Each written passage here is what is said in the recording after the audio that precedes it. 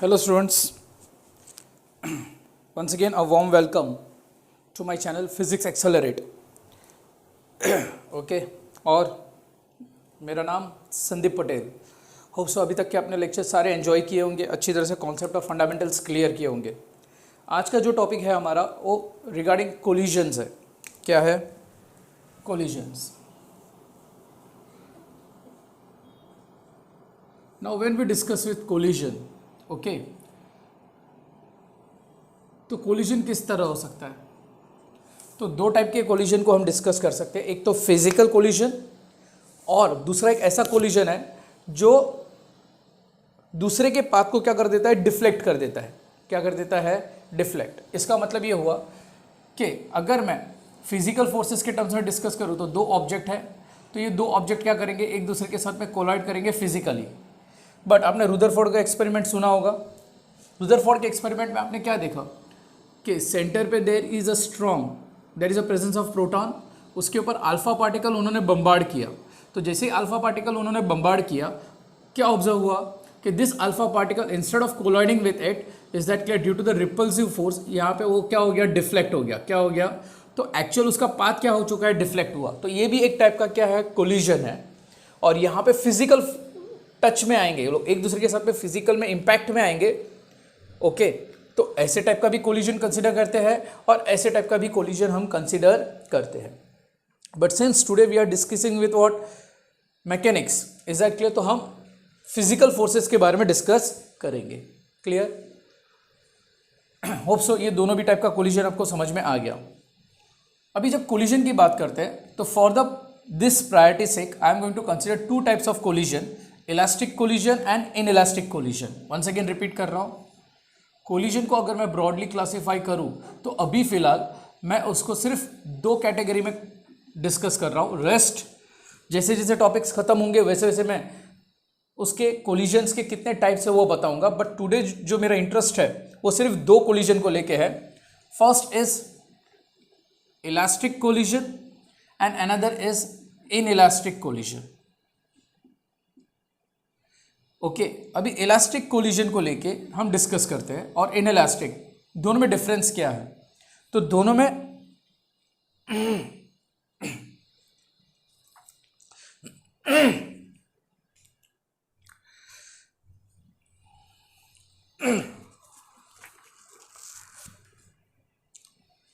Collision में अगर हम डिस्कस करते हैं इलास्टिक एंड इनइलास्टिक, तो सबसे पहले हम उसकी फिजिकल क्वांटिटी के बारे में डिस्कस करेंगे. मोमेंटम, उसकी energy, that to total energy के टर्म्स में. उसके बाद में हम डिस्कस करेंगे उसके काइनेटिक एनर्जी के बारे में. Okay,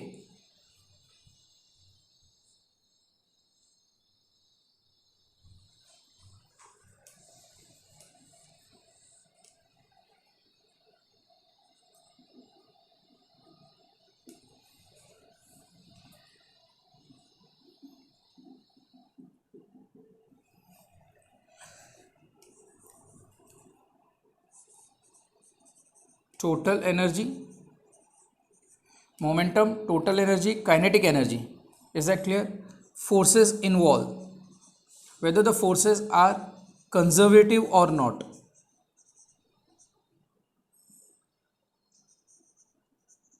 And whether mechanical energy is converted into heat, light, etc.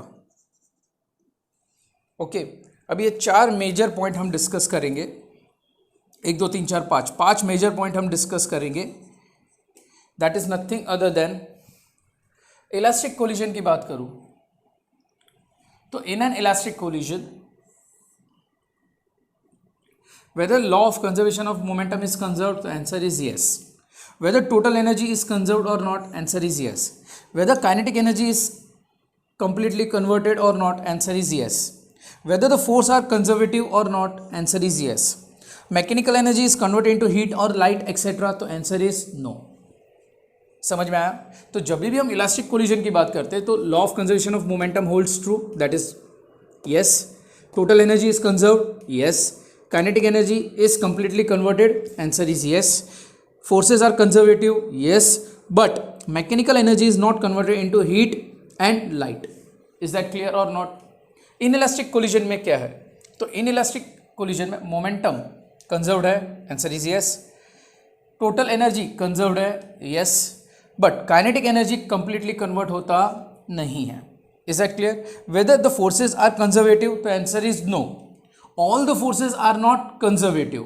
Is that clear? Word क्या यूज कर रहा हूं मैं? All forces are not conservative.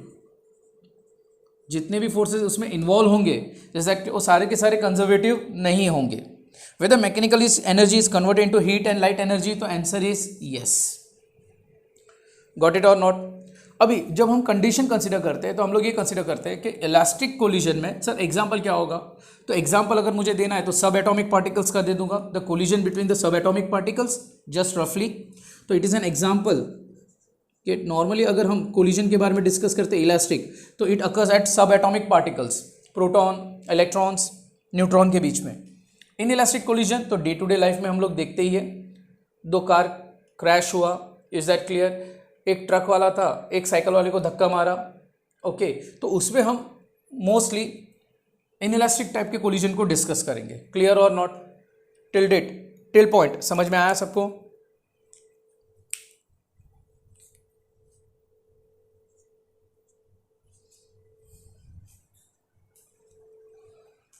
Understood? कोई डाउट?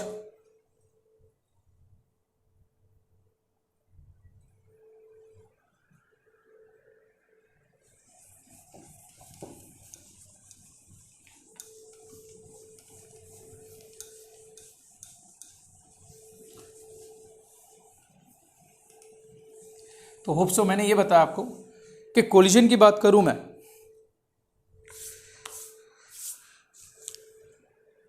तो कोलिजन हम किस तरह कंसिडर करते हैं, either physically or the path get deflected by the other object, yes और नो. वो दूसरा केस था. सेकंड कंडीशन में हमने ये बताया कि कोलिजन को कैसे क्लासिफाई करते हैं, elastic and inelastic collision. Okay चलो फिर डिस्कस करते हैं विद द रिलेशन कि अगर मुझे यहाँ पे मैं आइडियल कंडीशन कंसीडर करूंगा पहले कंडीशन में कि कोलिजन के फॉर्मूलाज मुझे डिराइव करने हैं, वैल्यूज डिराइव करनी है, डेरिवेशन सॉल्व करना है, तो मैं यहाँ पे इस तरह कंसीडर करता हूँ कि सपोज मेरे पास दो ऑब्जेक्ट है of mass two different mass m1 and m2. Is that clear? तो चलो देखते हैं क्या कर रहा हूं मैं, what we are going to solve. Suppose particle A having mass m1 moving with the velocity u1, another particle of mass particle B having mass m2 moving with a velocity of how much u2. अब मेरे को ये बात बताओ A कब इसको colloid करेगा, तो मैं ये बोल सकता हूँ कि whenever ui will be greater than u2. True और फॉल्स? ट्रू. इसकी स्पीड जब इससे ज़्यादा होगी तभी जाके तो ये कोलॉइड करेगा. यस अभी यहाँ पे मैं स्ट्रेट पाथ परफॉर्म कर रहा हूँ. ओके अभी जब ये इसको कोलॉइड करेगा तो एक इम्पैक्ट मिलेगा आपको. Whether they will come in physical contact और not, answer is yes. A and B will come in physical contact. उसके होने they will get separated, they will get what? Separated after collision. After what? Collision. Let it be A. And this A of mass m1 moves with a velocity of how much? v1, and mass B, let it moves with the velocity of how much? v2 having mass m2. तो मैं ये बोल सकता हूँ ये जो point है ये बिफोर कोलिजन है, ये कंडीशन जो मैंने बताया that is during impact, that is during collision,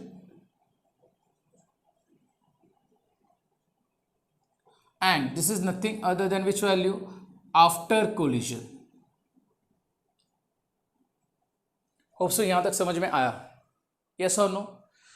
अभी बट ऑब्वियस है मुझे सिर्फ दो ही केस कंसीडर करना है, before collision and after collision.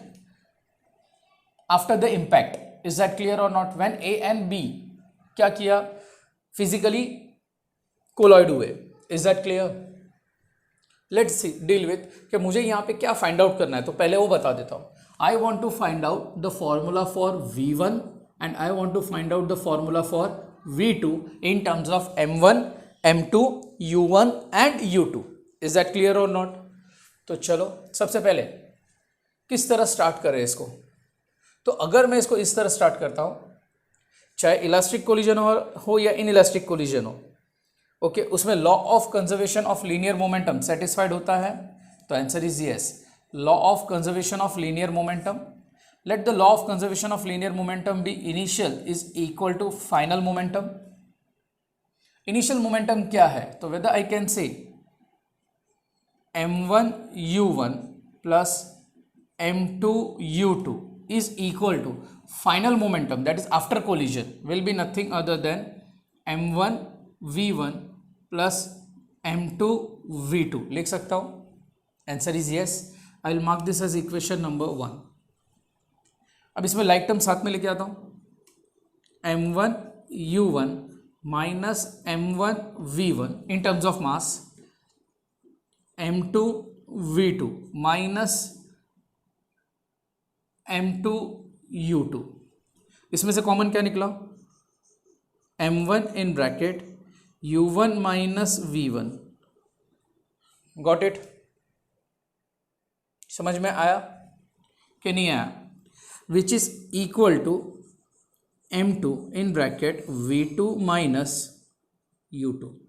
Equation number 2। कोई डाउट, कोई क्वेरी? Sure everyone? अभी इतना सॉल्व किया मैंने, अभी मैं ये कंडीशन कंसीडर कर रहा हूँ कि law of conservation of linear momentum obey हुआ, आंसर इज यस।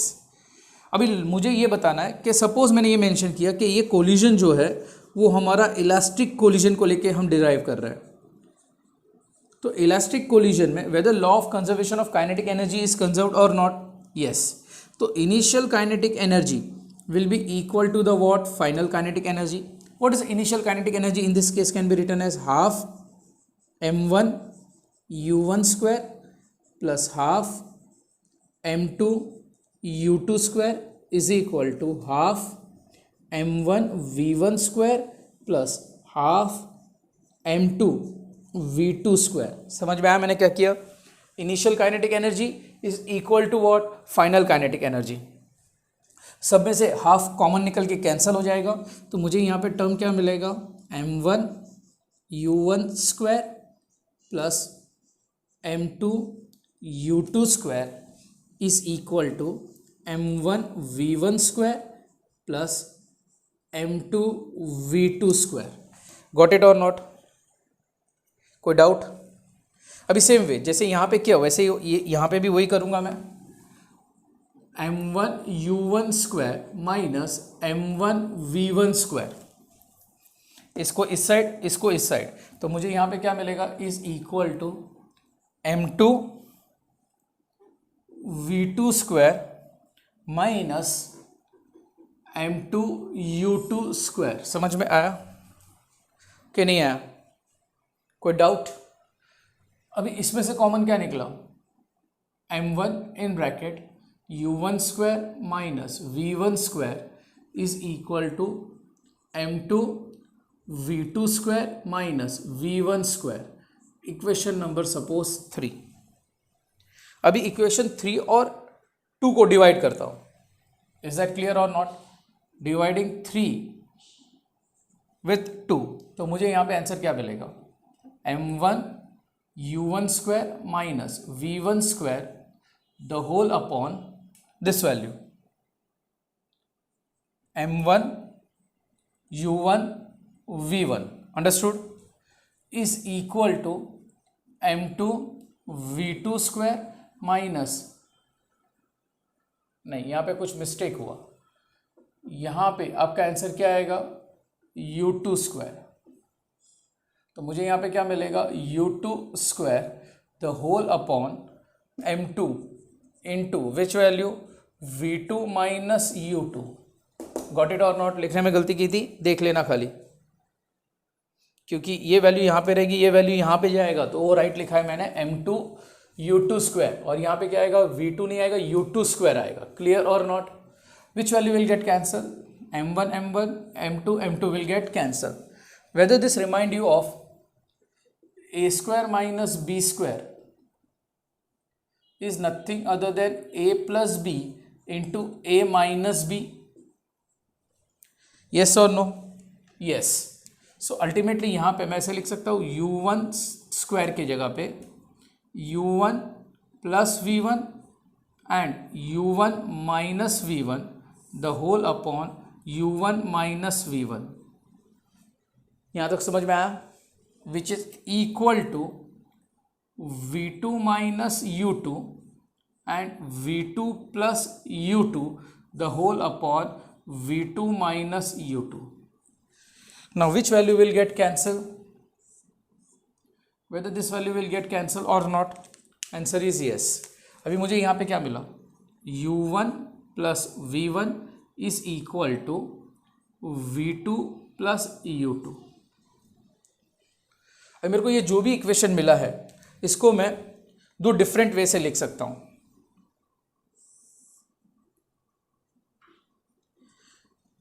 ओके, अभी दो डिफरेंट वे क्या होगा, मुझे v1 और v2 कैलकुलेट करना है. तो सपोज मैंने यहाँ पे whether v2 can be written as like this u1 plus v1, ये वैल्यू इस साइड आएगा तो माइनस u2. ट्रू और फॉल्स? ट्रू. मेरे को v1 के फॉर्मेट में लिखना है. v1 is equal to v2 plus u2, ये इस साइड जाएगा तो क्या हो जाएगा, माइनस u1. Got it? क्या लिखा मैंने, समझ में आया? मुझे v1 और v2 कैलकुलेट करना है. इसके लिए मैंने v2 can be written as which value, u1 plus v1, और ये इस साइड आएगा तो minus u2. In the similar manner v1 can be written as dash v2 plus u2 minus, ये इस साइड आएगा. तो I will mark this as equation. Suppose ये इक्वेशन मैंने मार्क किया 4 और ये इक्वेशन सपोज मैंने मार्क किया 5. Got it? अभी सपोज मैं ये कहता हूं सब्स्टिट्यूटिंग 4 इन इक्वेशन नंबर 1. किसमें सब्स्टिट्यूट कर रहा हूं मैं, या 2 में सब्स्टिट्यूट करो, चॉइस इज योर्स. 1 में सब्स्टिट्यूट करो तो भी outcome of the answer will B same. 4 in equation number which one, 1. तो देखो यहां पे क्या मिलेगा मुझे, m1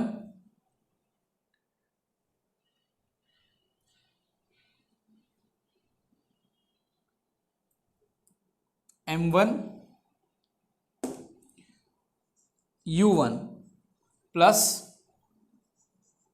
m2 u2 is equal to m1 v1 plus m2 into, अभी instead of v2 whether I can substitute this value, u1 plus v1 minus u2. Got it everyone? Yes और no? आगे प्रोसीड करूं? चलो यहां पे whether I can write m1 u1 plus m2 u2 is equal to m1 v1 plus m2 u1 plus m2 v1 minus m2 u2. Got it? Okay, अभी इसमें मुझे v1 calculate करना है. क्या कैलकुलेट करना है? v1. मतलब मेरे पास जो v1 टर्म है वो कहाँ पे रिफ्लेक्ट हो रहा है वो देख लो. यहाँ पे रिफ्लेक्ट हो रहा है, यस और नो? मैं इसको रब कर रहा हूँ. हाँ,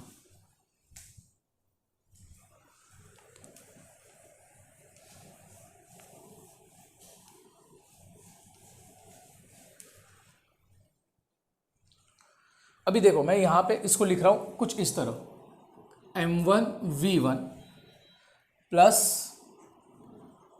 m2 v1 है कुछ, m1 v1 plus m2 which value v1, और ये दो टर्म इस साइड लेके आओगे. तो पहले ये टर्म इस साइड लिख रहा हूँ, m1 u1 plus m2 u2, ये टर्म लिखा. अब ये टर्म को इस साइड लेके आऊँ, तो ये टर्म इस साइड आऊँगा लेके आऊँगा तो माइनस m2 u1 मिलेगा. ये प्लस का माइनस होगा और ये माइनस का प्लस होगा, that is plus M2U2। Got it.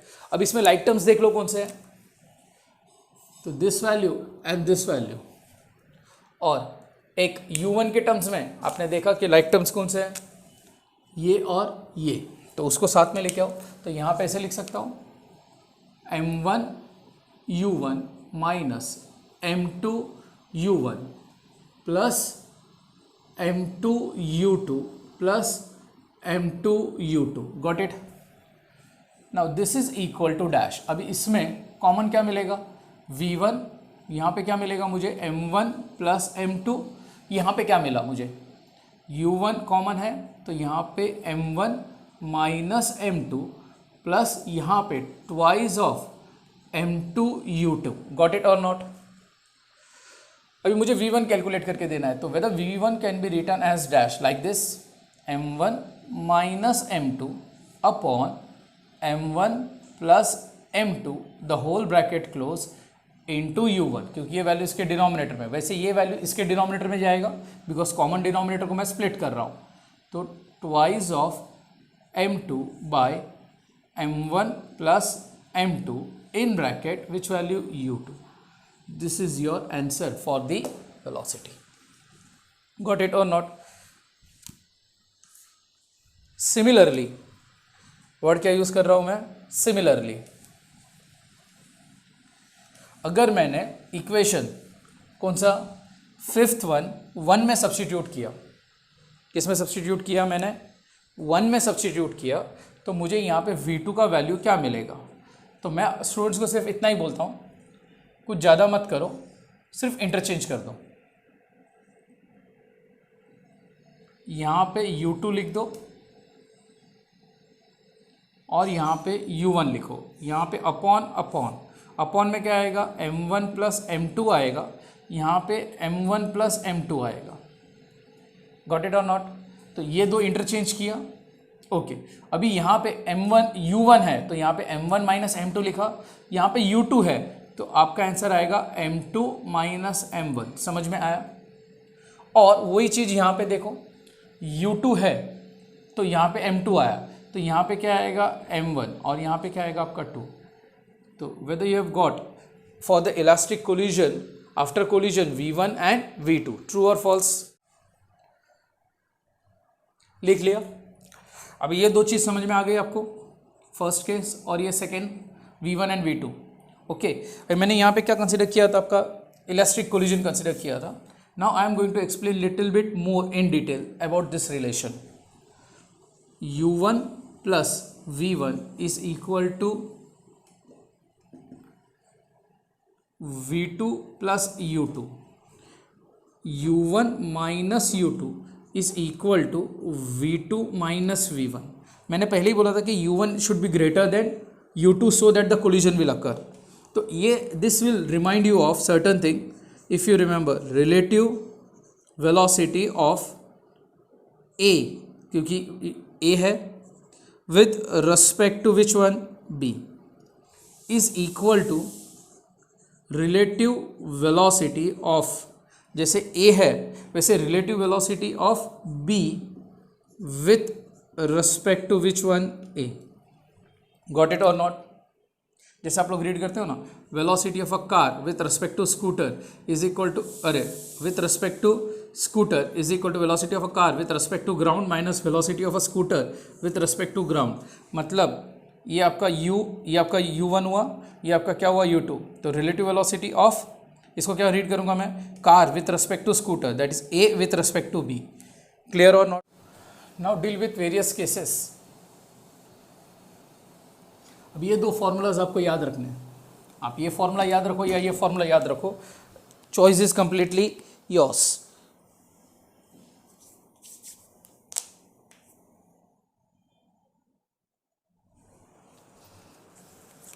अभी यहाँ पे केसेस के बारे में अगर मैं डिस्कस करता हूँ, तो सपोज मैंने ये केस कंसिडर किया, केस 1,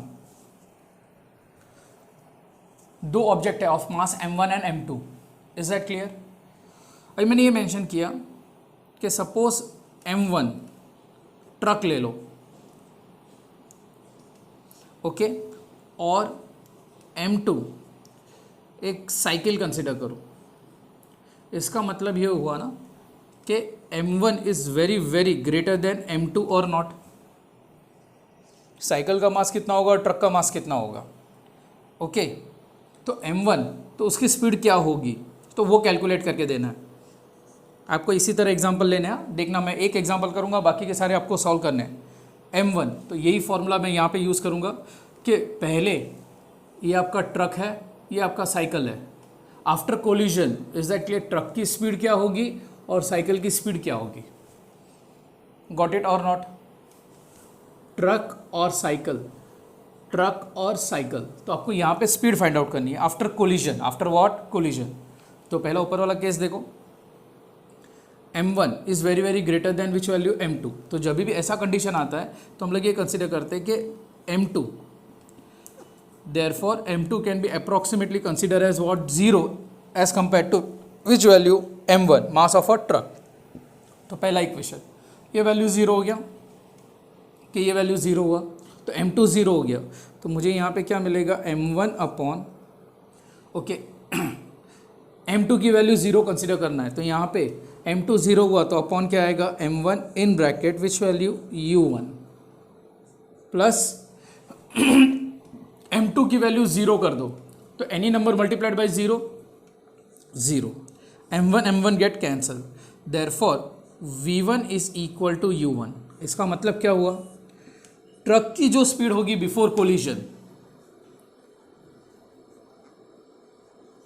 आफ्टर कोलिजन उसकी स्पीड क्या होगी, whether it will be equal to u2 और नॉट, अरे सॉरी u1 मतलब सेम स्पीड से ट्रैवल करेगा, उससे उसको कोई फर्क पड़ेगा नहीं।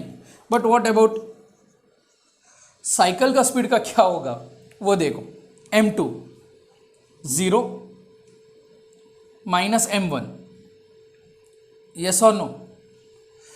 तो यहाँ पे क्या आएगा, माइनस m1 अपॉन, डिनोमिनेटर में क्या है, माइनस m1 प्लस m2, तो m2 का वैल्यू क्या रखना है मेरे को, 0, तो यहाँ पे क्या आएगा 0, तो अपॉन क्या आएगा, m1 इन ब्रैकेट क्या मिलेगा मुझे, u2 प्लस ट्वाइस ऑफ, यहाँ पे क्या आएगा, m1 अपॉन m1 इनटू विच value, u1, m1 get cancel, m1 get cancel, तो मुझे मिला answer minus u2 plus twice of which value, u1। इसका मतलब ये हुआ, whether I can write like this, 2u1 minus u2 that is v2। अभी आप बोलोगे सर ये क्या है, नहीं समझ में आया, तो चलो I will consider some magnitude form. Suppose मैंने ये कहा कि आपका u1 का स्पीड, इसका 40 मीटर पर सेकेंड की स्पीड है बिफोर कोलिजन, और इसकी स्पीड कितनी है, 10 मीटर पर सेकेंड। तो v1 का क्या मिलेगा आपको, it is equal to which value, u1, और u1 का वैल्यू कितना है, 40। तो ट्रक को तो कुछ फर्क पड़ेगा नहीं। But what about this condition, तो v2 can be written as dash twice of u1 का वैल्यू कितना है, 40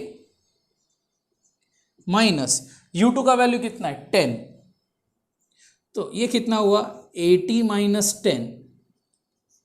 the cycle will travel after collision with the speed of how much, in an elastic collision it will travel with the speed of how much, 70 metre पर second.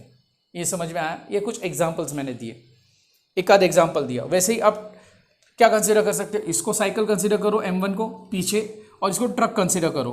तो second case आपके लिए solve करके आपके लिए दे रहा हूँ, m1 को आप क्या कंसीडर करो, साइकिल, और m2 को आप क्या कंसीडर करो, truck. rules is once again same, m2 is very very greater than m1, therefore m1 can be approximately considered as 0। तो उसका मुझे v1 और v2 कैलकुलेट करके दो। गॉट इट और नॉट, हाँ या नहीं। अच्छा, अभी m1 सपोज मैंने एक ट्रक लिया और m2 भी मैंने ट्रक लिया, एंड दोनों का मास सेम है, मतलब m1 equal to m2 equal to which value m। तो आप उसका v1 कैलकुलेट करके दो और v2 कैलकुलेट करके दो। क्लियर और नॉट?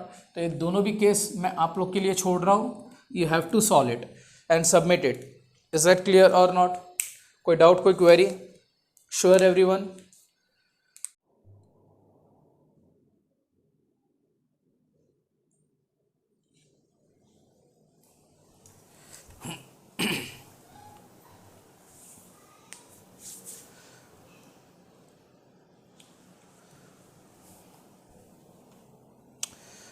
नाउ हमने थोड़ी देर पहले पढ़ा V1 एंड V2, यस और नो? अभी ये जो भी हमने डिस्कस किया that was in terms of elastic collision. वापस रिप्रेजेंट कर रहा हूँ मैं ये टॉपिक को. मैंने ये जो भी डिस्कस किया that was which kind of a collision? Elastic collision. And that too in which dimension? One dimension. कौन सा डायमेंशन हमने डिस्कस किया? ये फॉर्मूला वन डायमेंशन. थोड़ा सा एक स्टेप अहेड जाता हूँ. आज एक न्यू फिजिकल क्वांटिटी के बारे में डिस्कस करते हैं that is known as coefficient of restitution. Coefficient of restitution, let it be which value? E. अभी आपने यहाँ पे मैंने एक फॉर्मूला लिखा था U1 plus U2 is equal to V1 plus V2. ऐसा कोई फॉर्मूला था? Law of conservation of linear momentum को हमने सेटिस्फाइड किया था और यहाँ पे सॉल्व किया था, यस और no? That was written in the form of, right है कि रॉन्ग है? सोचो कि कुछ अलग था फॉर्मूला, कि कुछ अलग था. चलो चलो जल्दी रिमाइंड करो, फ्लैशबैक पे जाओ. कौन सा था? Whether it was U1 plus V1 is equal to V2 plus U2. ऐसा कोई इक्वेशन था? यस. अभी यहाँ पे मैं ऐसे लिख सकता हूँ U1 minus U2 is equal to which value? V2 minus V1. मैंने इसको बोला था it is nothing other than what? Relative velocity of approach to the relative velocity of क्या है ये? Equal to the relative velocity of what? Separation. ऐसा कुछ कहा था? Answer is yes. तो इसको हम कहते हैं relative velocity of approach is equal to relative velocity of dash separation बोल सकता हूँ. Now what is coefficient of restitution? The coefficient of restitution is nothing other than E is equal to the ratio of relative velocity of separation to the relative velocity of what? Approach. Once again repeat कर रहा हूँ, it is nothing other than relative velocity of what? Separation to relative velocity of approach. Okay everyone? अभी यहाँ पे that is equal to E is equal to what can I write here? V2 minus V1 upon यहाँ पे आएगा U1 minus U2. Normally इसका हम mode ही लेते हैं. that is nothing other than I will mark this suppose equation 1. अभी coefficient of restitution मतलब relative velocity of separation to the relative velocity of what? Approach, that is E. अभी अगर हम ये कंसीडर करते हैं सपोज फर्स्ट केस, अगर हमारे पास परफेक्टली इलास्टिक कोलिजन है, perfectly which kind of an collision? Elastic collision. What can I say about E value? E will be equal to 1. But अगर मैंने ये कहा कि मेरे पास परफेक्टली इन इलास्टिक कोलिजन है, कौन से टाइप का कोलिजन है? Inelastic collision, then I say E is equal to which value? 0. ये याद रखना. अंडरस्टूड? नाउ अभी ये जो इक्वेशन करवाया ना उसकी जगह पे मैं आपको एक और जनरलाइज इक्वेशन करवा रहा हूं in terms of coefficient of restitution. In terms of which value? Coefficient of restitution.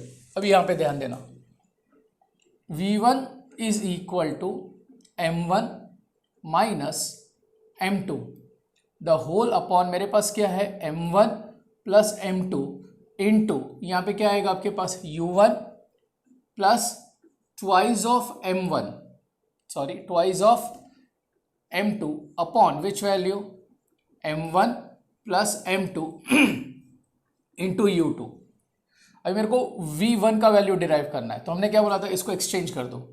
तो यहाँ पे U2 लिख लो और यहाँ पे क्या लिख दो, U1। ऐसा कुछ बोला था मैंने? नहीं बोला है तो अभी सुन लो। डिनोमिनेटर में तो सेम ही आएगा, M1 प्लस M2, यहाँ पे क्या आएगा, M1 प्लस M2। ओके, यहाँ पे U2 लिखा है बट ये वैल्यू यहाँ पे ही आएगा।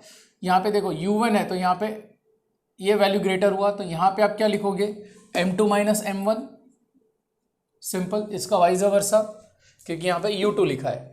वैसे ही यहाँ पे twice of which value, M2 है, यहाँ पे 2 है, यहाँ पे 2 है, तो यहाँ पे 1 है, तो यहाँ पे क्या आएगा, 1। ओके, अभी मैं कुछ चेंजेस कर रहा हूँ, ध्यान देना। अगर मेरे को ई इंट्रोड्यूस करना है इसमें, तो मैं ई यहाँ पे इंट्रोड्यूस करूंगा,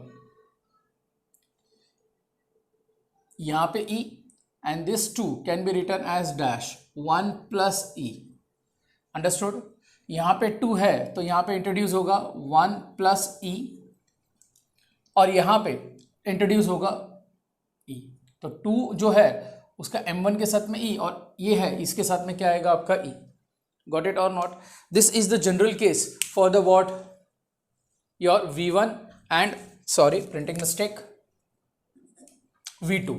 इज दैट क्लियर? कोई डाउट, कोई क्वेरी?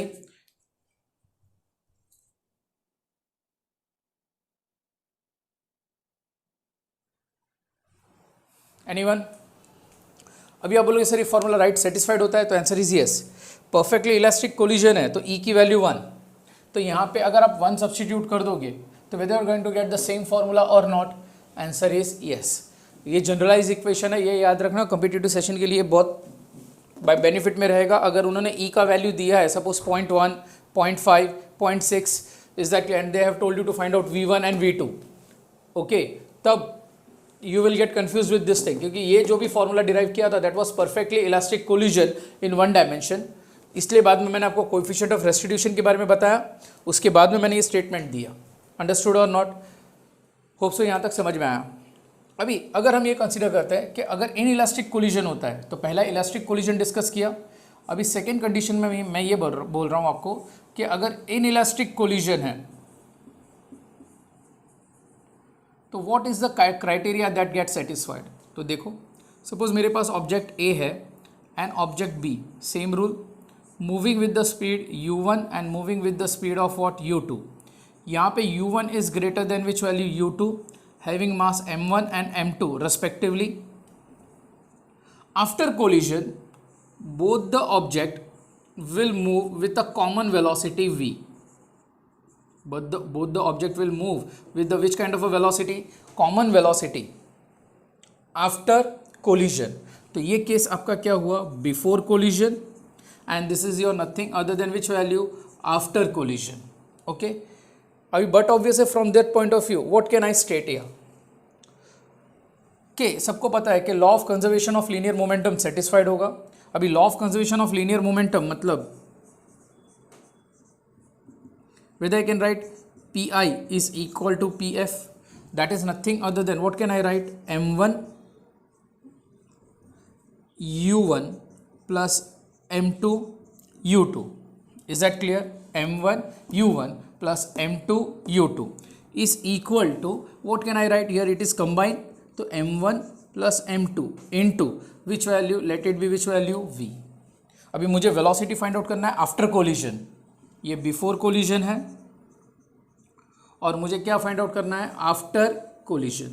तो what can I state here, तो whether I can write like this, v is equal to after collision, उसकी स्पीड क्या होगी, तो whether I can write m1 u1 plus m2 u2 the whole upon m1 plus m2, answer is yes. तो this is your formula for inelastic collision, that is the speed of both the object when they move combined is known as which value, v। clear or not? कोई doubt? understood?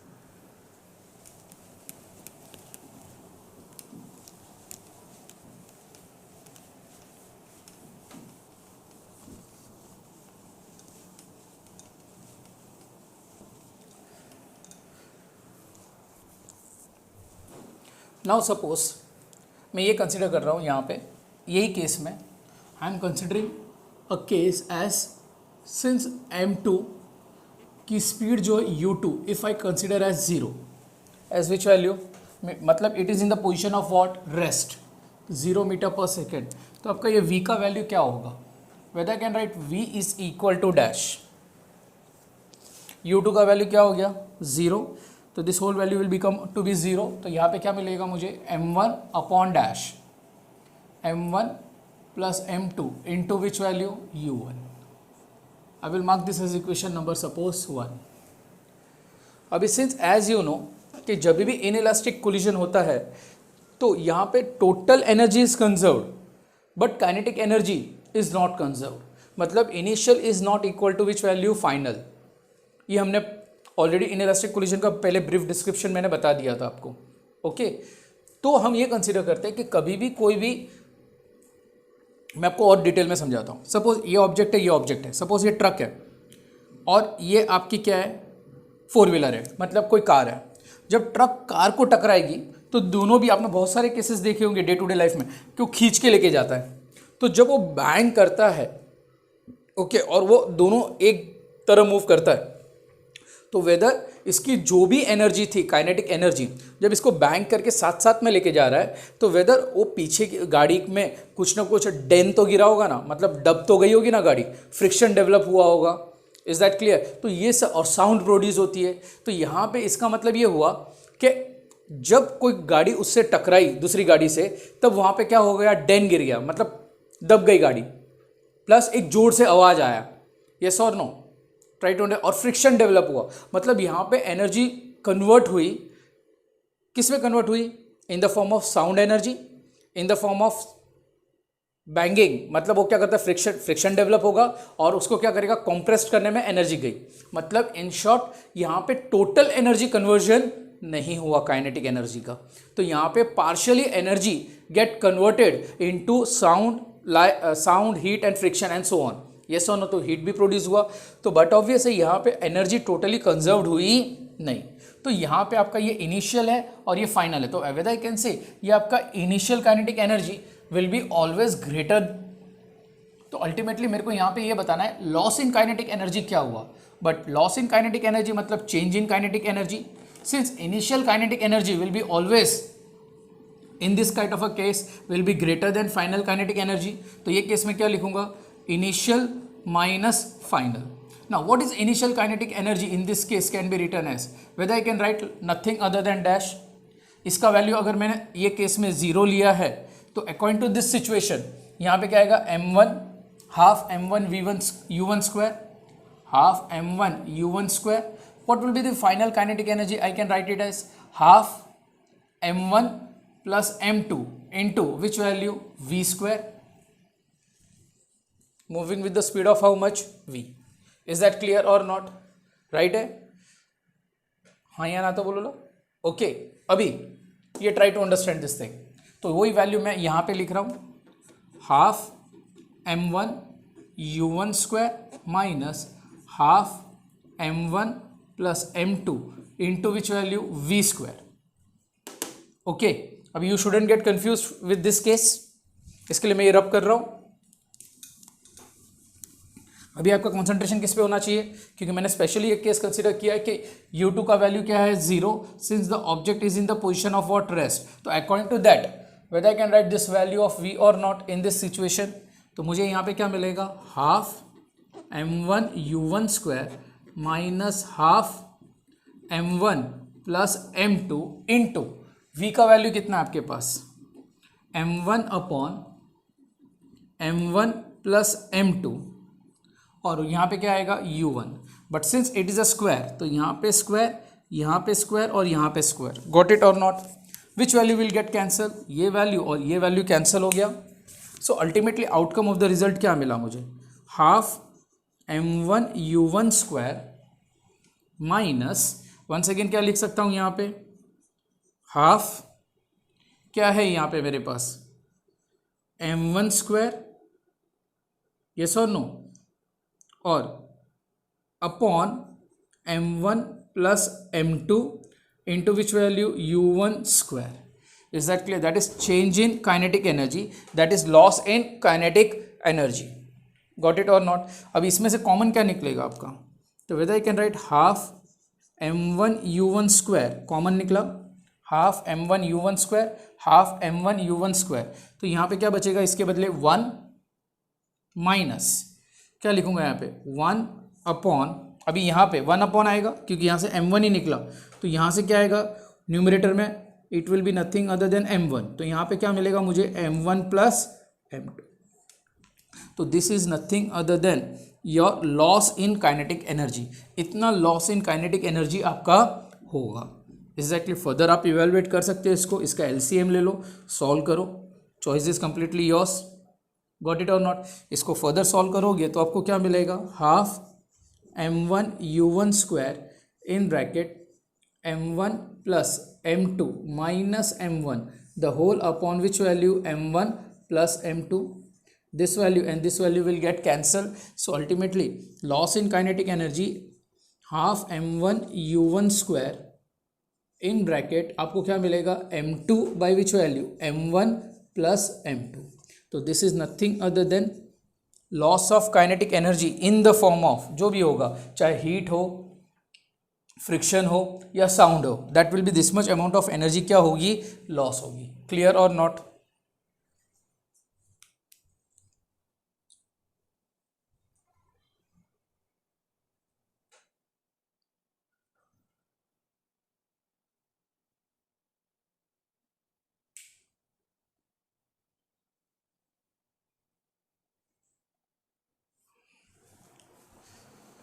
यहाँ तक समझ में आ गया?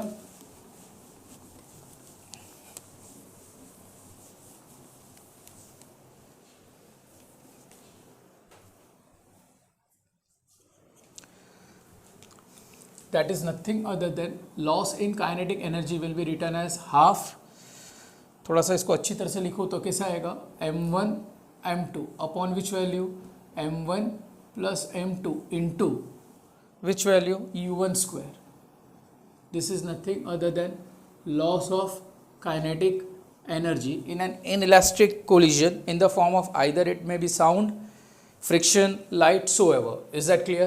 अभी चलो ratio निकालते हैं, कुछ वैल्यू फर्दर इवेलुएट करते हैं। Suppose initial kinetic energy to final kinetic energy निकाल सकता हूँ। Now what is initial kinetic energy,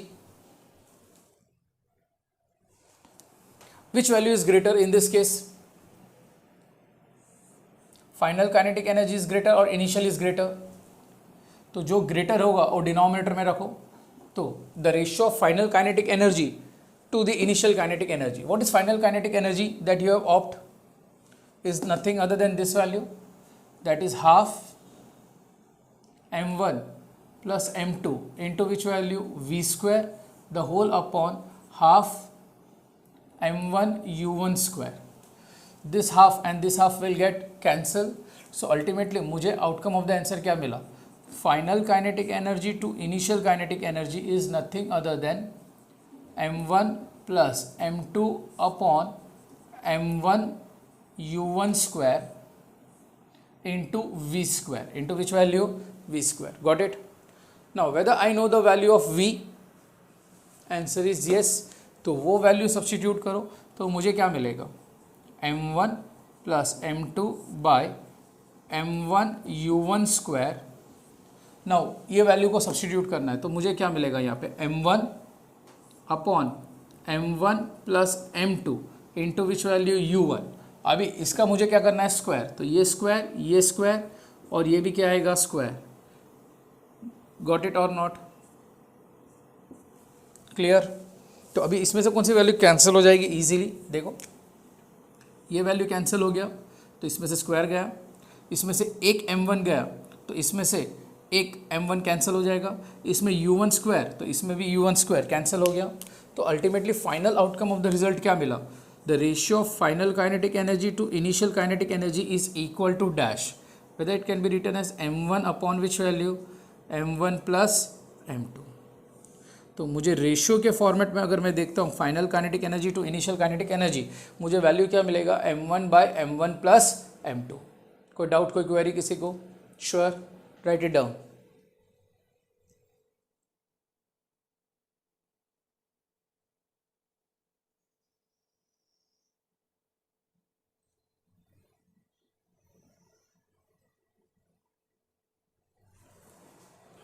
got it?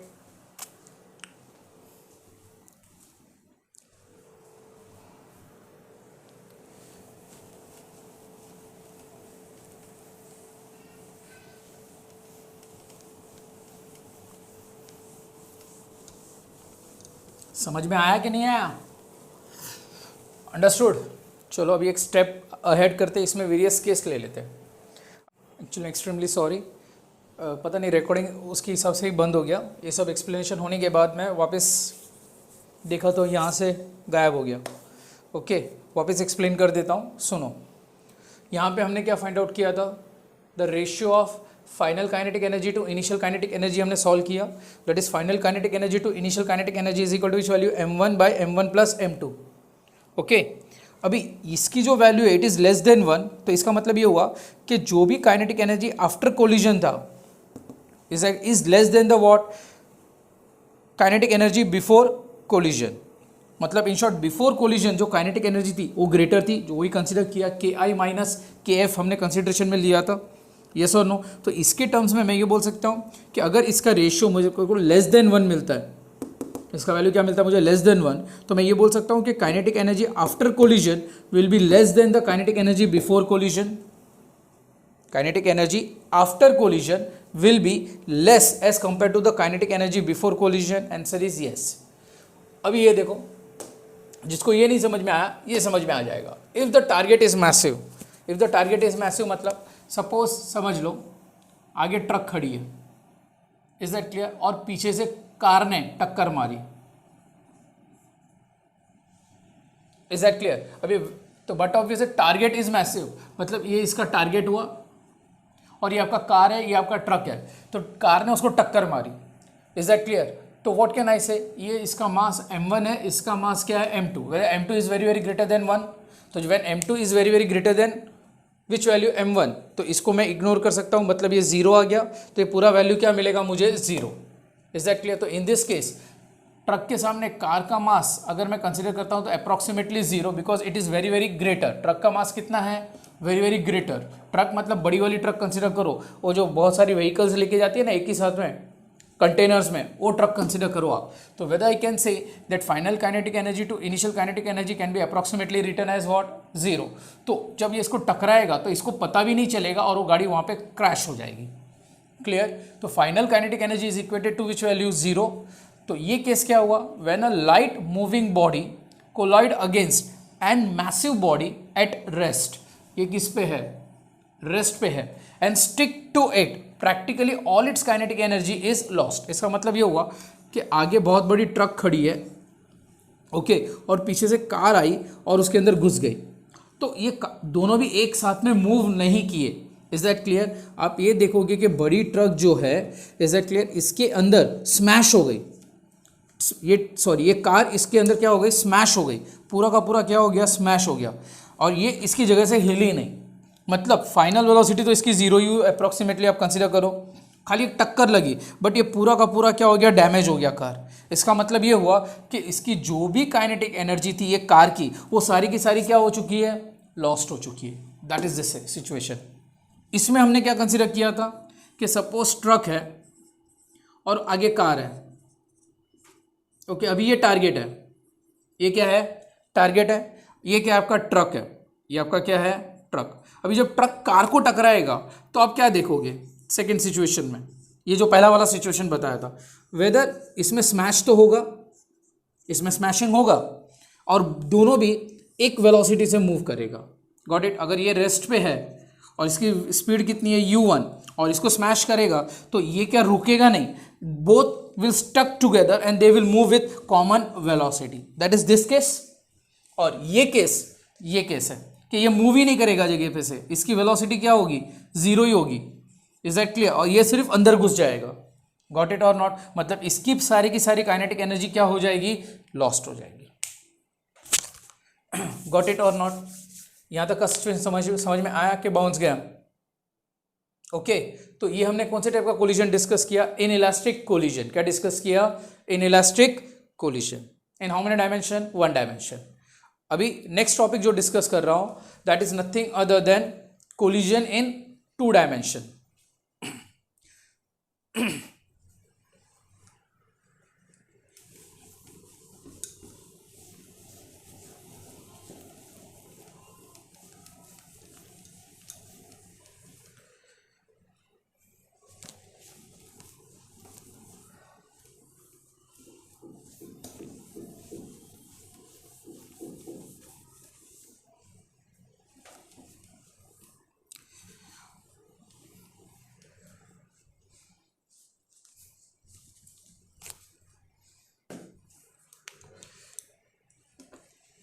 Now let discuss with elastic collision in how many dimension? 2 dimension. Suppose आप मान के लो कि मेरे पास एक ऑब्जेक्ट A है and it is moving with the speed of u1. Another object B, इसका मास कितना लिया m1, इसका मास कितना लूँगा m2, और इसका जो स्पीड है u2, late it B 0, late it be which value 0. जब ये इसको टकराएगा, ओके, ये पॉइंट पे टकराएगा, तो व्हाट विल हैपन? तो I will draw a Cartesian coordinate system in this case. Okay, अभी जब ये इसको टकराएगा तो what will you see? What is the situation that is going to occur? Okay, ये इसको जब टकराएगा तो ये प्लेन में मूव करेगा, एक इस डायरेक्शन में जाएगा. Suppose let A is moving in this direction with the speed of how much? Vector v1. okay, और B इस डायरेक्शन में जाएगा, let it be which value B, and it is moving with the speed of how much? v2. समझ में आया? तो ये जो मैंने बताया, this case is before collision,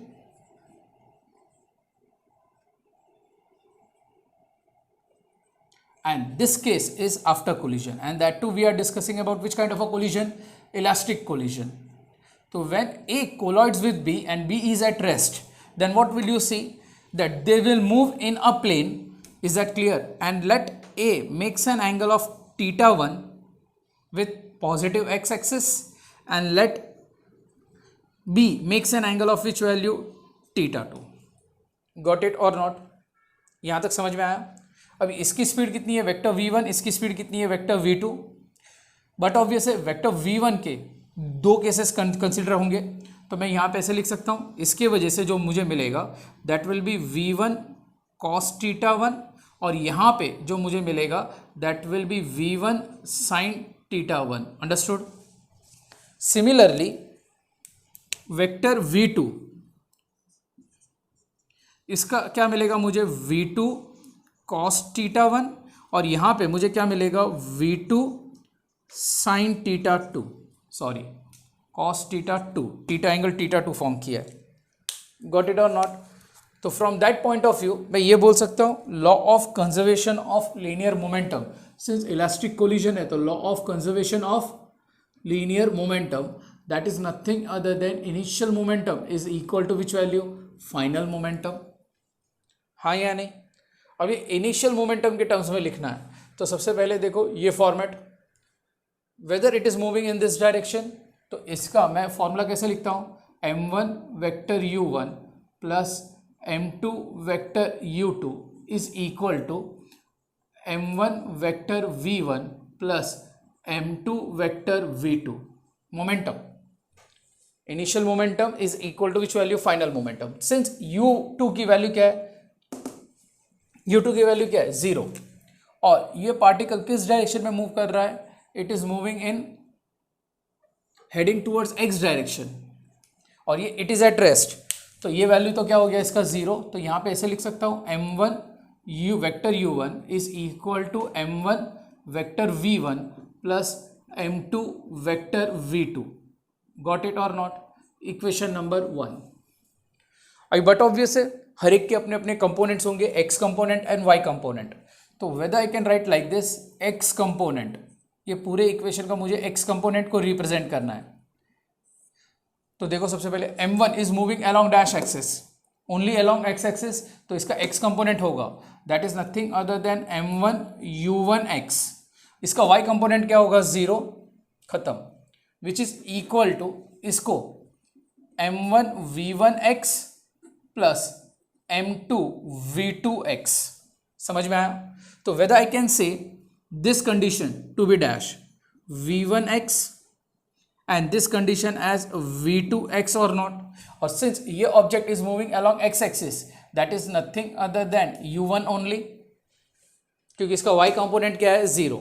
तो आपका ये x कंपोनेंट मैंने लिखा, तो it can be written as m1 u1 is equal to m1 v1x. v1x के बदले क्या लिख सकता हूँ? v1 cos थीटा 1, समझ में आ रहा है, plus m2 is equal to dash v2 cos theta 2, equation number 2। Understood? कोई doubt? Similarly I can write y component of this case. अब मेरे को एक बात बताओ, जैसे मैंने कहा इसका खाली x कंपोनेंट है because it is moving only along x axis, तो इसका y कंपोनेंट क्या हो गया? तो y component of this value will be 0 और नॉट, तो आंसर इज यस। तो एनी नंबर मल्टीप्लाइड बाय 0 0, तो जैसे यहाँ पे आपके सिंप्लिसिटी के लिए लिख देता हूँ m1 u1y is equal to m1 u1y plus m2 u2y। Okay, general लिख रहा हूँ। अभी ये वैल्यू 0 है तो ये पूरा वैल्यू 0 हो गया, is equal to which value m1। अभी u1y मतलब this is nothing other than sorry मैंने मिस्टेक किया लिखने में, मुझे इसका रिलेशन लिखना है ना, तो v1 और यहाँ पे क्या आएगा v2। Is that clear? अभी इसका v1y क्या है? v1y is equal to v1 sine theta, answer is yes. वैसे ही यहाँ पे m2 is equal to m2 into इसका वैल्यू क्या है, वेदर इट इज v2y और नॉट, आंसर इज यस। तो यहाँ पे क्या आएगा v2 which value sine theta 2, ये समझ में आया? बट इसमें एक चेंज है, slight change. What is that change? Whether this is positive Y axis and this is negative Y axis और नॉट। तो but obviously negative Y axis है और ये पॉजिटिव है, तो पॉजिटिव का तो ये पॉजिटिव ही रहेगा, बट ये क्या आ जाएगा यहाँ पे माइनस साइन आएगा। क्या आएगा यहाँ पे? बिकॉज यहाँ पे ये साइन फंक्शन क्या होगा? नेगेटिव, और ये साइन फंक्शन यहाँ पे क्या है? Positive. I will mark this as equation number dash 3। Hope so यहाँ तक समझ में आया। Now since we are discussing with which kind of a collision? Elastic collision. Whether kinetic energy is conserved और नॉट, आंसर इज यस। तो मैं यहाँ पे काइनेटिक एनर्जी को कंजर्वेशन में ऐसे लिख सकता हूँ, initial kinetic energy is equal to final kinetic energy, answer is yes. What is initial kinetic energy in this overall case? तो it is nothing other than dash half m1 u1 square is equal to half m1 v1 square plus half m2 v2 square. Got it और not? तो since यहाँ पे kinetic energy is conserve due to the elastic collision, okay, तो मैं क्या लिख सकता हूँ? Half m1 u1 square plus half m1 v1 square plus half m2 v2 square. So this is nothing other then your elastic collision में हमने kinetic energy को क्या किया? कंजर्व्ड किया। गॉट इट और नॉट? अंडरस्टूड? लिख लो चलो फटाफट।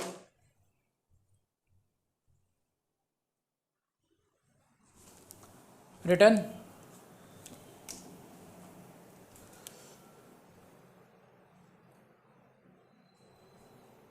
चलो इससे रिलेटेड ही एक एग्जांपल कर लेते हैं। रब नहीं कर रहा हूँ, इससे रिलेटेड एक एग्जांपल करवा देता हूँ। A ball moving with a velocity of 12 metre पर सेकेंड, इससे रिलेटेड एक एग्जांपल करवा रहा हूँ, ध्यान देना।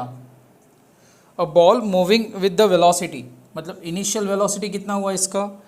12 मीटर पर second, collides with another identical ball. Identical ball मतलब आइडेंटिकल बॉल है but it is at rest, मतलब in short m1 equal to m2 equal to m, and इसका आइडेंटिकल बॉल है but it is at rest, तो 0 metre पर second. After collision they move in xy plane. Find the speed of the ball after collision. After what? Collision. आपको speed of the ball find out करना है। इसका मतलब ये हुआ कि आपको v1 एंड v2 का वैल्यू फाइंड आउट करके देना है, okay, and also decide the collision is elastic और नॉट। अब ये कोलिजन इलास्टिक है या नहीं है वो आपको डिसाइड करके बताना है। तो चलो सॉल्व करें। सबसे पहले ये जो स्पीड दिया है वो 12 दिया है और इसकी स्पीड क्या दी है? 0 दी है, okay. Masses are what? Identical.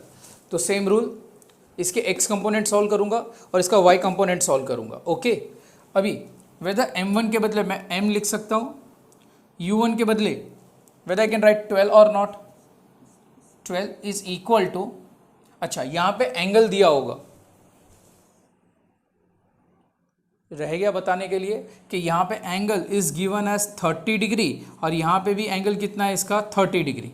तो बट ऑब्वियस है यहाँ पे M V one cos 30 degree plus M V two cos 30 degree.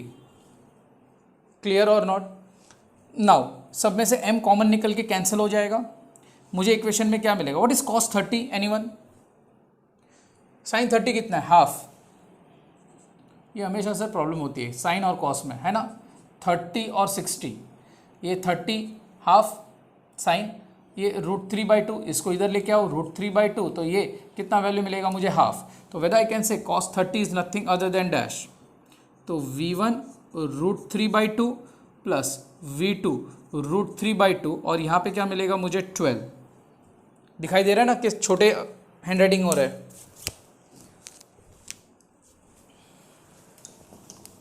सो पहला इक्वेशन मेरा क्या आंसर मिलेगा? कॉमन क्या मिलेगा? √3/2 कॉमन निकलेगा और वो सड़ जाएगा, तो 25/√3 मिलेगा मुझे।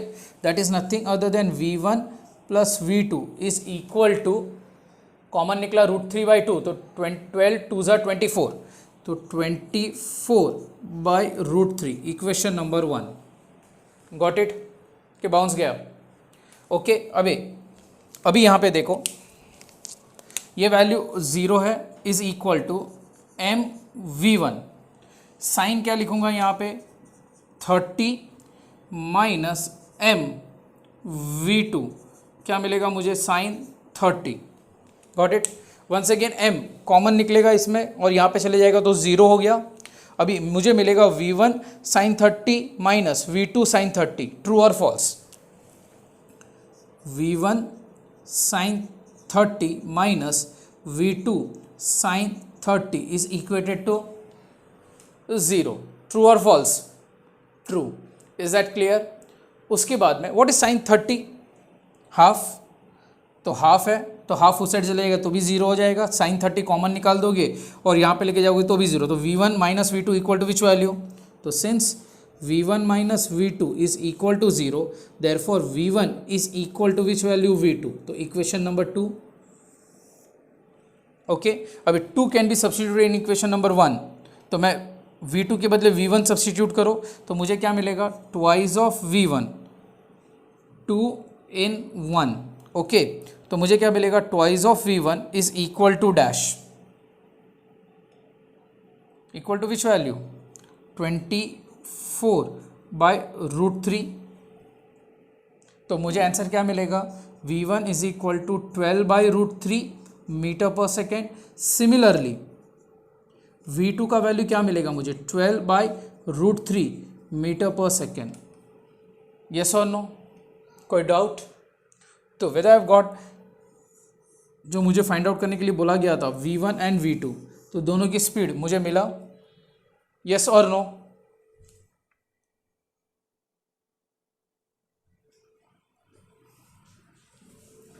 अभी उन्होंने पूछा है आपको, सॉरी अभी उन्होंने आपको पूछा है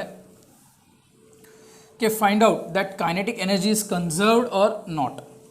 ओके, तो काइनेटिक एनर्जी अगर कंजर्व्ड होता है, if the kinetic energy is conserved, तो मैं बोल सकता हूँ कि इलास्टिक कोलिजन है। अगर kinetic energy initial is not equal to final, तो इलास्टिक कोलिजन नहीं है। तो ये इलास्टिक कोलिजन को लेकर रिप्रेजेंट कर रहा है। तो मैं सबसे पहले initial kinetic energy find out कर दूँ, that is half m1 u1 square, that is equal to half m। What is u1? I have got it here 12। Is that clear? तो 12 का स्क्वायर लिख सकता हूँ, तो this comes out to be dash. तो whether I can write like this 6 72, मतलब in short answer आएगा मेरे पास इंटू 12 इंटू 12 इंटू m, तो ये 2 6 और ये 72 6 ओके। यहाँ पे मुझे इनिशियल काइनेटिक एनर्जी कितना मिलेगा? 72 m जूल। यस और no? Yes. I will mark this as equation number suppose 3। Let final kinetic energy be written in the form of this one, that is nothing other than half m1 v1 square plus half m2 v2 square. कौन सी value constant common है? m1 और m2 same है, half same है, तो it is to be taken outside, तो half M in bracket what is V1 square, तो V1 का वैल्यू मेरे पास ये है, दैट इज 12/√3 का स्क्वायर, प्लस इसका भी वैल्यू कितना है 12/√3 स्क्वायर। गॉट इट और नॉट? सॉल्व करो, कितना आंसर मिलता है, half M in bracket whether I can write 144/3 plus 144/3, that comes out to be half m into 2 into 144/√3, 2 get cancel, so मुझे फाइनल काइनेटिक एनर्जी कितना मिला 144/√3 m जूल। अभी it is up to you कि what you can decide.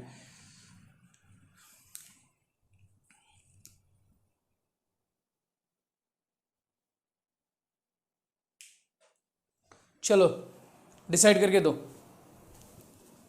What will you decide in this situation, whether it is elastic collision, whether it is elastic collision, answer is no. क्यों? क्योंकि अगर आप अच्छी तरह से देखोगे तो यहाँ पे इनिशियल और final whether both are same, तो answer is no. 3 is not equal to which value 4। यहाँ तक समझ में आया कि बाउंस गया? अभी आप ये देखो कि दोनों में से कौन सी वैल्यू ग्रेटर है। 144/√3 है, √3 की वैल्यू कितनी है 1.732, यहाँ पे 1.732 सब्सटीट्यूट करो, टाइम पास करो, इसका टाइम पास करो, इज दैट क्लियर? और बाद में मुझे बताओ कि your answer will be what. Understood? Clear?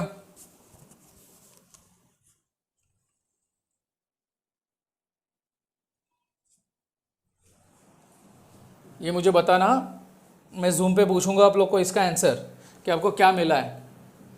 रब करूँ ये, नेक्स्ट एग्जांपल डिस्कस करेंगे।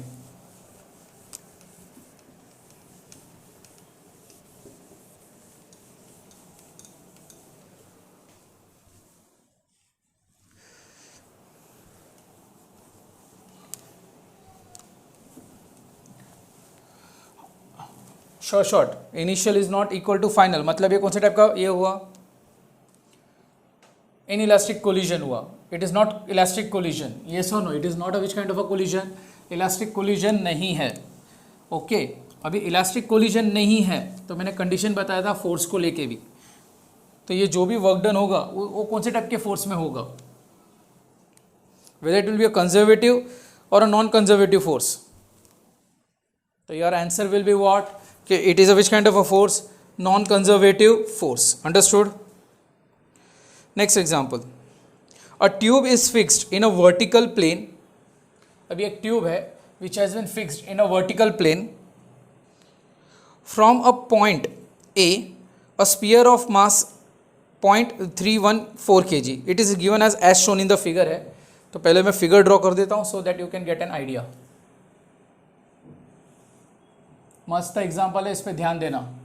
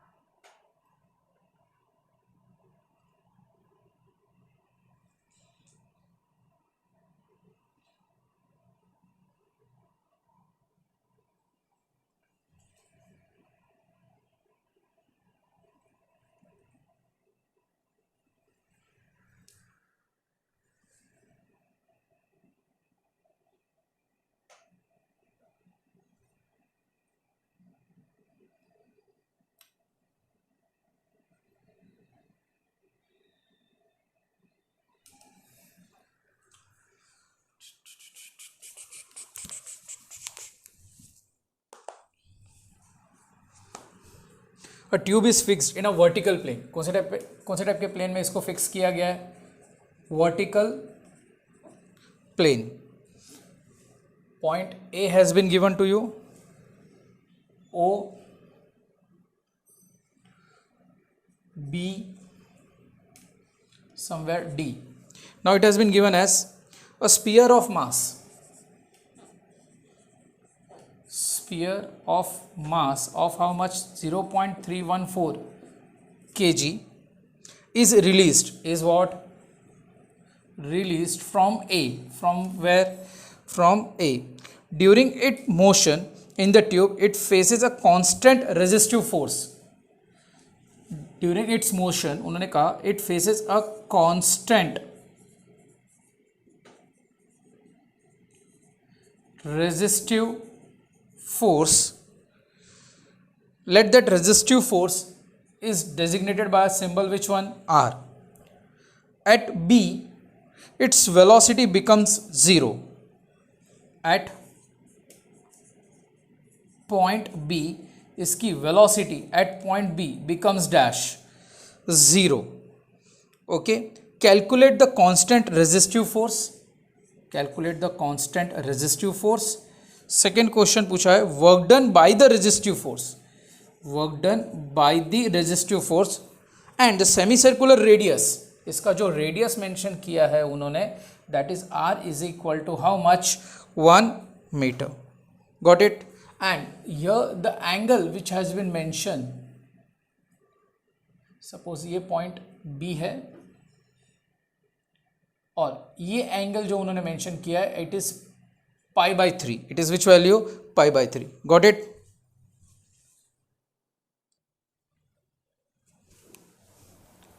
क्वेश्चन समझ में आया यहाँ पे? ओके, चलो इसको सॉल्व करते हैं.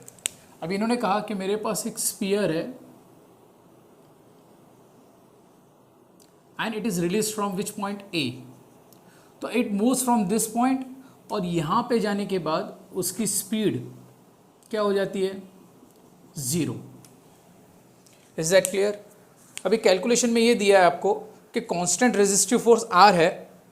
Eight velocity at this point B पे इसकी वैल्यू क्या हो जाती है? 0 हो जाती है. क्या हो जाती है? 0. बट ऑब्वियसली यहाँ से जब इसको रिलीज किया गया तब भी इसकी इनिशियल वेलोसिटी तो क्या है? 0. अभी सपोज मैं मान के लेता हूँ कि ये जो है मुझे रेफरेंस लेवल तो कंसीडर करना पड़ेगा. Let it be which value? Point D be at the ground level. तो मैं ये बोल सकता हूँ कि अगर ये सरफेस पे तो let this point be at a height of which value 0. तो potential energy at D will be how much? 0, because इसकी एच की वैल्यू क्या है? 0 है. तो इसको स्टार्ट कैसे करें? तो मैं ये बोल सकता हूँ कि according to the given condition यहाँ पे कुछ ना कुछ उसके पास कंडीशन होगा, एनर्जी होगी. Let it be what? Initial position. और ये इसका कौन सा कंडीशन हुआ? फाइनल. हाँ या नहीं? ओके. अभी मैं ये बोल सकता हूँ कि when sphere is at point A, तो उसके पास पोटेंशियल एनर्जी एट ए होगी, that is equal to mg ha, because it is at a height of dash h. हाँ या नहीं? With respect to D H A. अब ये क्या होगा? तो विद आई कैन से यहाँ से लेके यहाँ तक इसका रेडियस हुआ. Let it be which value? Suppose r. तो with I can mark this value as r और नॉट? Answer is yes. तो potential energy at a point A can be written as mgr. Equation number 1. पहला point समझ में आया? अभी मैं ये मेंशन कर रहा हूं व्हाट एट पॉइंट बी. तो at point B whether this object rise to certain height? Answer is yes. वो कुछ ना कुछ हाइट तक राइज किया. तो यहां से लेके यहां तक का इसका हाइट क्या है? hb. Is that clear? तो potential energy at a point B can be written as which value? mghb. Because इसका यहां पे वेलोसिटी क्या हो गया? 0. तो it will possess only potential energy. Now from that conclusion whether I can say कि मेरे को hb कैलकुलेट करना है. तो answer is yes. Angle pi by 3 दिया है. तो whether I can drop a perpendicular on a straight path? Yes or no? यहाँ पे परपेंडिकुलर किया, ड्रॉप किया, तो ये एंगल कितना हुआ? 90. तो whether I can write b dash? तो as per that condition whether I can say B dash D is nothing other than height equal to which value H B. तो मैं यहाँ पे लिख सकता हूँ अगर मेरे को बी डैश डी मिल गया तो whether I have got the value of which value H B और नॉट, यस। अभी अगर आप ये इक्वेशन में देख रहे हो, डायग्राम में देख रहे हो, तो आर क्या है, weather it is a radius from this point two this point और नॉट। यहां से लेके यहां तक इसका क्या है, रेडियस है, ओके। अभी वेदर आई कैन कॉल यहां से लेके यहां तक भी इसका ये रेडियस ही तो हुआ ना। अभी आप सेंटर पॉइंट लो या ये पॉइंट लो, यहां से it is one and the same, understood और नॉट। नॉर्मली हम centre point two centre point लेते हैं, तो that is same thing, don't worry about all this conditions, वो सेम ही है, हम रेफरेंस लेवल को कंसीडर करेंगे। तो अल्टीमेटली इन शॉर्ट मैं ये बोल सकता हूं कि ये इसका रेडियस हुआ। अभी मुझे कौन सी वैल्यू को फाइंड आउट करके देना है, तो B dash D find out करना है। तो वेदर आई कैन से कुछ रिलेशन निकाल सकता हूं from the figure, whether I can say from the figure let the triangle be O B dash B, O B dash B। मैं क्या लिख सकता हूँ, मेरे को ये वैल्यू फाइंड आउट करना है, O B dash, is that clear? तो it is adjacent side, this is hypotenuse, तो what can I say, adjacent to hypotenuse gives you which function, cos theta। तो cos theta is equal to adjacent, adjacent क्या है आपके पास, O B dash by dash O B। तो whether I can write O B dash is equal to O B cos theta. अभी theta कितना है यहाँ पे, pi by 3। Now tell me what is pi by 3, 180/3, 180/3 मतलब 60, मतलब cos 60, cos 60 का value कितना है, हाफ, कितना वैल्यू है, पाई by 3 is nothing other then 180/3, that is 60 degree, yes और नो। तो अल्टीमेटली मेरे को कॉस 60 की चाहिए वैल्यू, तो cos 60 is nothing other than half. तो यहाँ पे ओ बी की वैल्यू कितनी है, आर, तो whether I can write R by 2, that is nothing other than O B dash. But whether I required O B dash, no, I required which value, B dash. But since from this statement whether I can write O D is equal to O B dash plus B dash D, देख लो diagram, O D will be equal to which value, O B dash plus D B dash D, yes. अभी this value is R, this value is R by 2, तो plus B dash D, तो therefore B dash D can be written as R by 2 और not, answer is yes. तो from that point of view I will mark this as equation 2 and this equation which value is equal to which value, H B, that is equation number 3।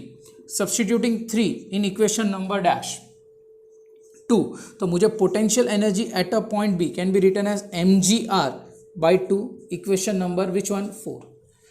Understood, हाँ या नहीं,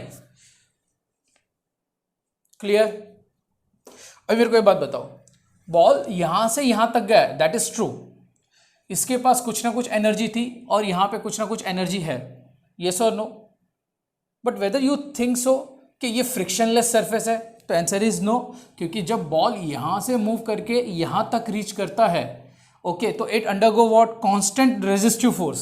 constant कौन से type का force, resistive force, मतलब work is done, word क्या use किया मैंने, work is done from going to dash. अभी वापस रिपीट कर रहा हूं, सुनो, देखो स्फीयर यहां से रिलीज किया, यहां तक गया, दैट इज ट्रू। तो हम लोग क्या लिखते हैं, initial is equal to final, that is also true.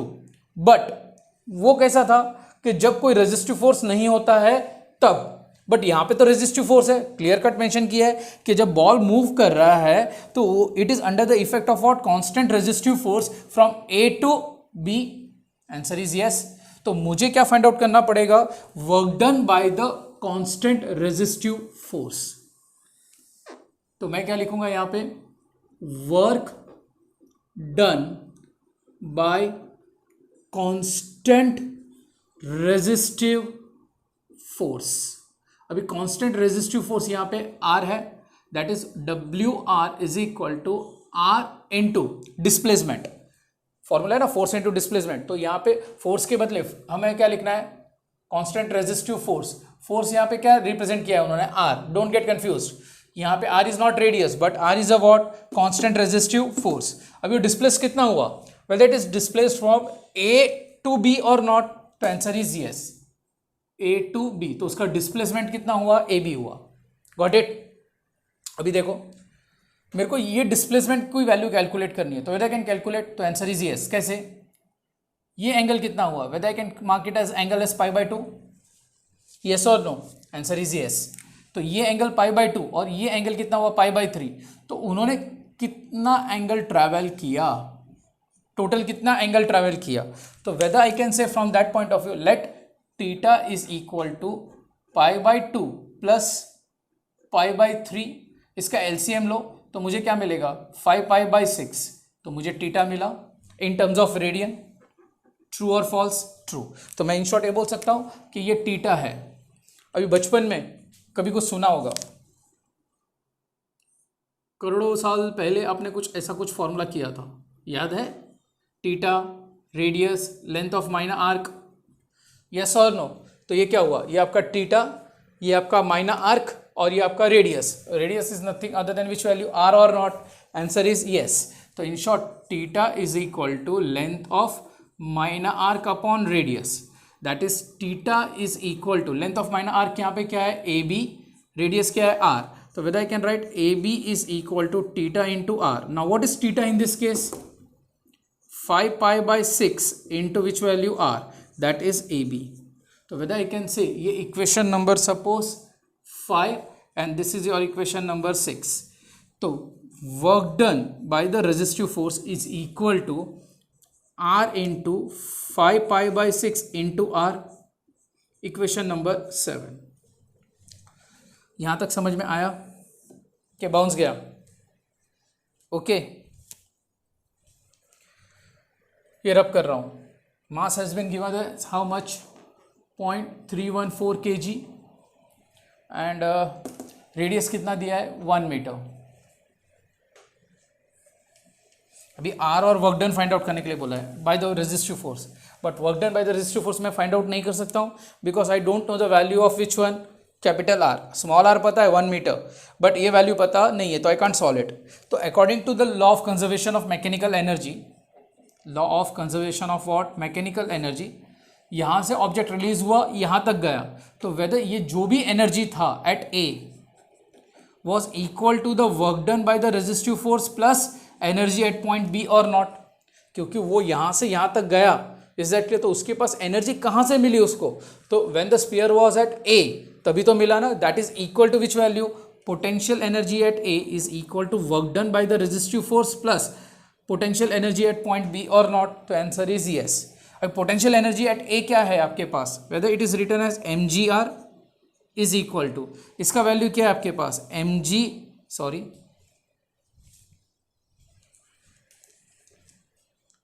It is nothing other than M, sorry कितना है, आर 5πr/6 प्लस क्या लिख सकता हूं, M G R by which value 2। Got it और नॉट?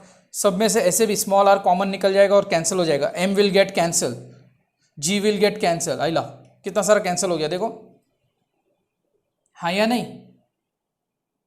नहीं समझ में आया? तो देखो R 5πr/6 is equal to, okay, ये वैल्यू को इस साइड लेके जाओ तो क्या हो जाएगा, M G R minus M G R by 2, common क्या निकलेगा, एम जी आर कॉमन निकलेगा 1 माइनस हाफ, यहाँ पे मुझे क्या मिलेगा, R into 5/6 into R, which value cancel हो गया, एम एम कैंसिल हुआ नहीं, खाली आर आर कैंसिल हुआ, ट्रू और फॉल्स, ट्रू।